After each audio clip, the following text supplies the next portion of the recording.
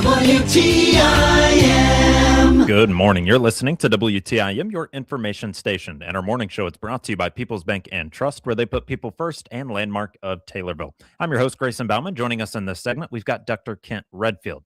And Dr. Redfield is a professor emeritus of political science with the University of Illinois Springfield. Dr. Redfield, good morning to you, sir. How are you? Doing just fine on a cold, snowy day.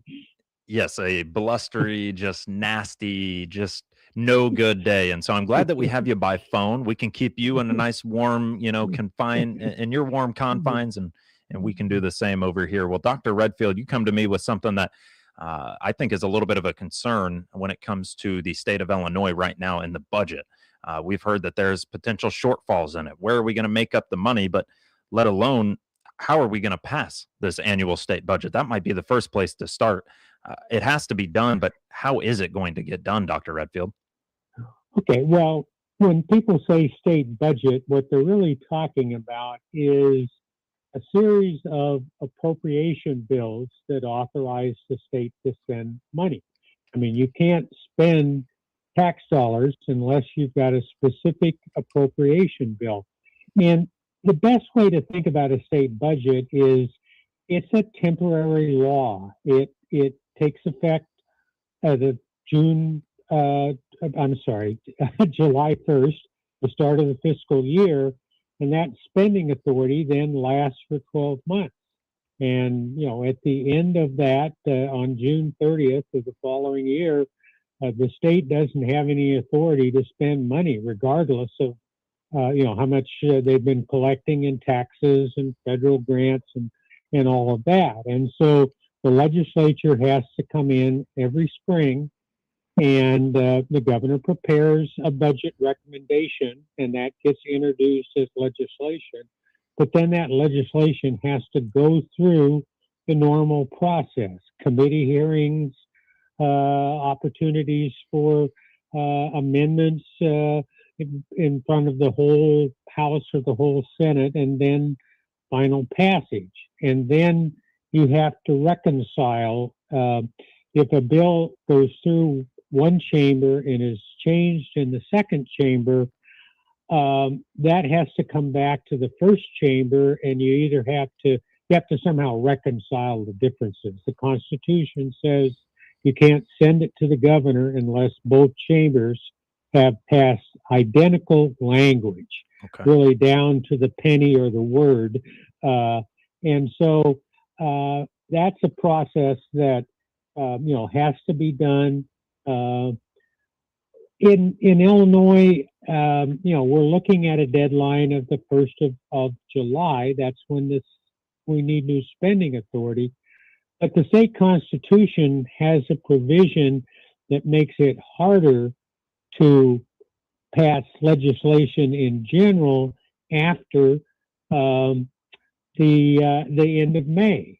After the end of May, instead of needing a simple majority to pass a bill that takes effect immediately, you need a 3/5 vote. So instead of 60 votes in the House, you need 71, or instead of 30 votes in the Senate, you need 36.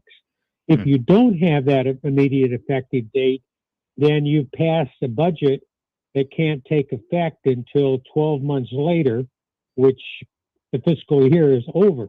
So it just makes it more difficult. And you throw in an election, because we have a March primary, and then in these odd numbered years where you've got you always have at least, we're electing members to the legislature and county boards. We're going through a primary to get that general election set up. It just means you've got less time.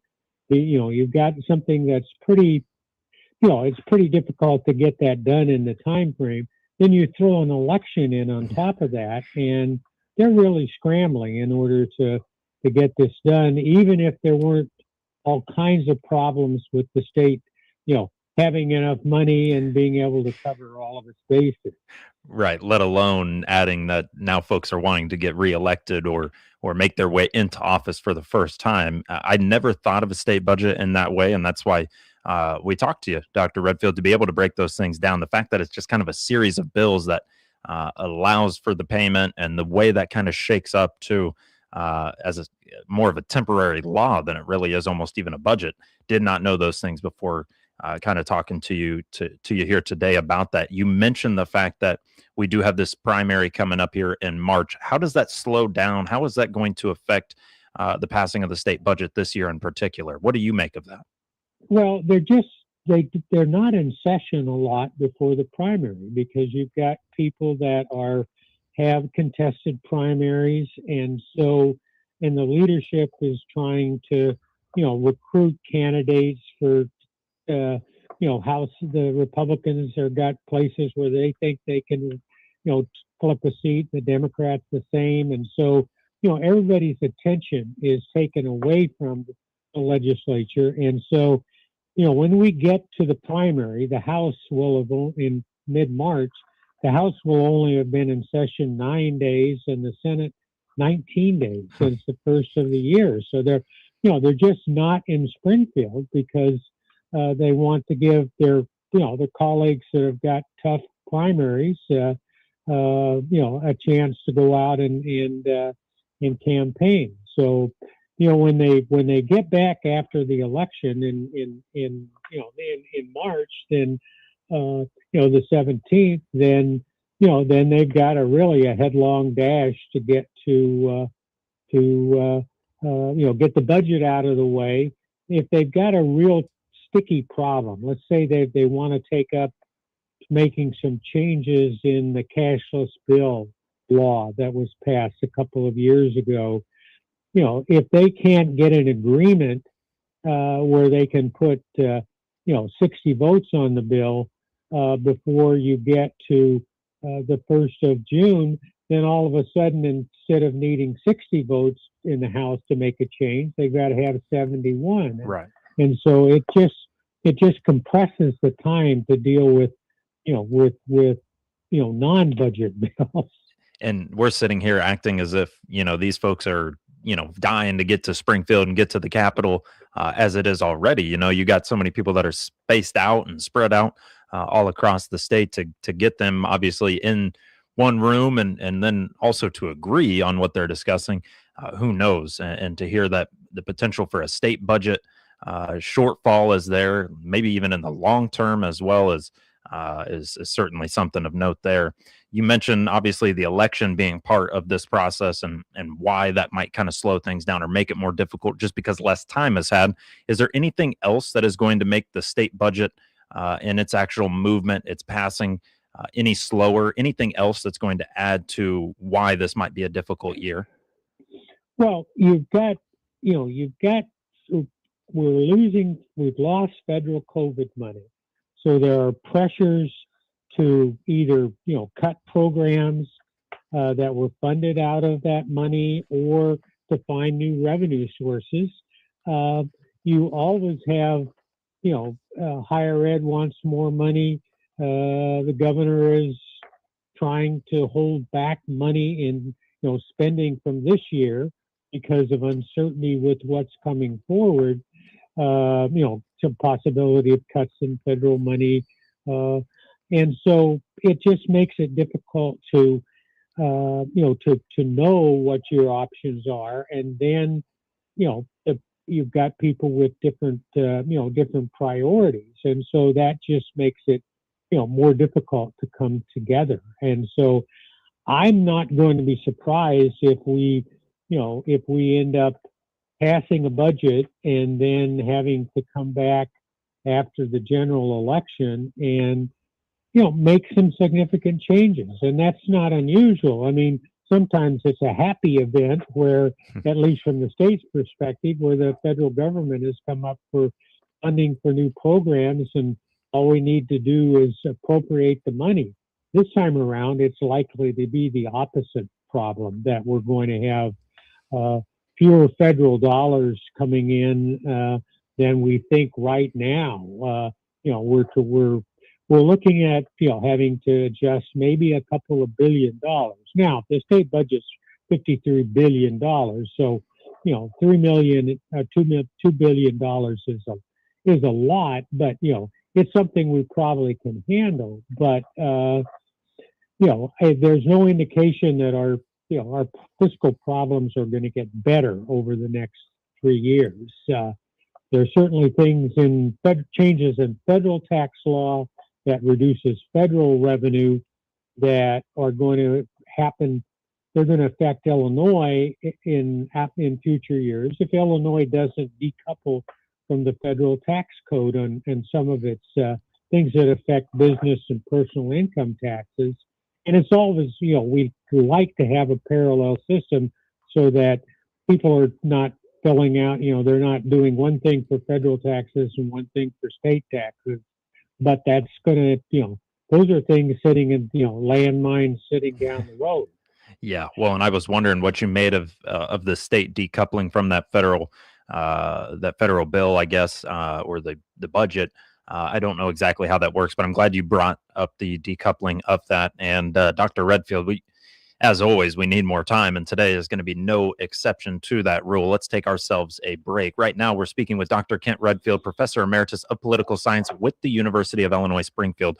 Right now, we're talking about the state budget and what is looming at large, a potential $2.2 billion deficit for the next fiscal year, unless some adjustments are made. We'll come back and we'll talk more with Dr. Redfield about this general primary and more when we return. You're listening to WTIM, your information station.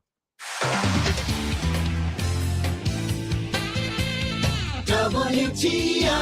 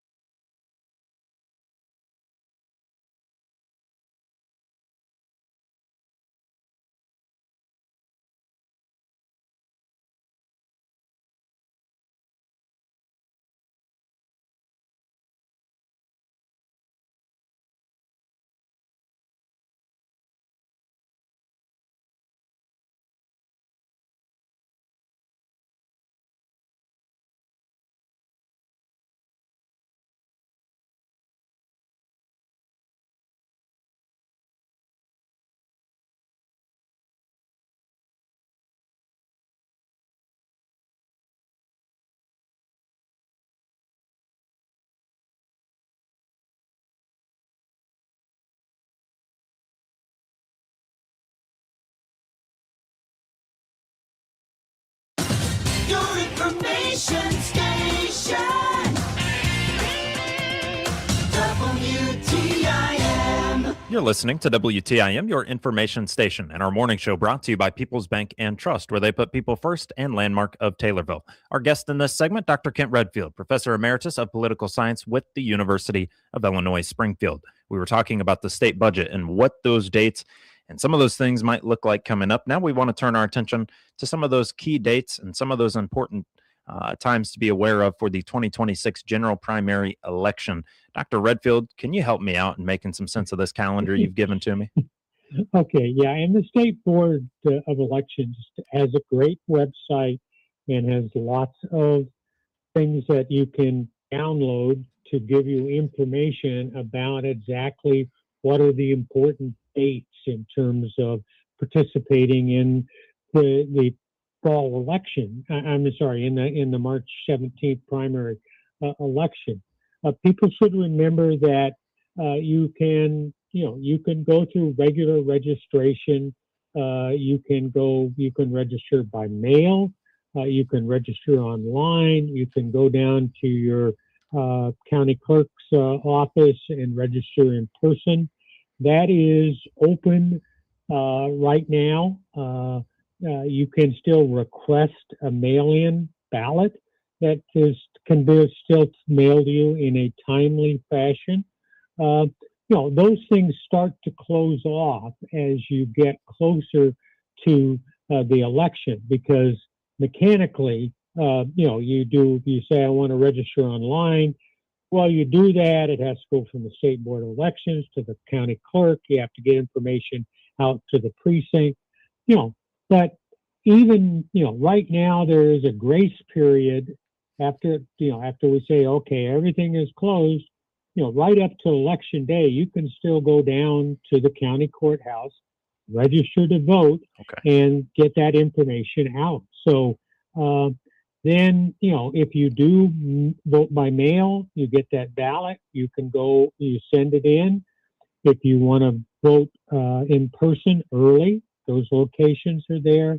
This all goes, right up until election day. And you should remember that you can always, even if you vote by mail and you say, well, I'm not sure, you miss the deadline for sending in that, you feel like you're not going to get your mail-in ballot in soon enough, take the mail-in ballot on election day to your precinct and vote. It's very easy to register, very easy to vote in Illinois. Well, Dr. Redfield, the calendar is just going to be a thing that we probably could talk about all year long, and we'll continue to talk about all year long. But do want to thank you for joining me here today, and thank goodness it's from the comfort of your own home, sir. Yes, stay warm. Well, you do the same. Dr. Kent Redfield joining us here on the WTIM Morning Show. Dr. Redfield is a professor emeritus of political science with the University of Illinois Springfield. He'll be back to talk with us next month on WTIM, your information station.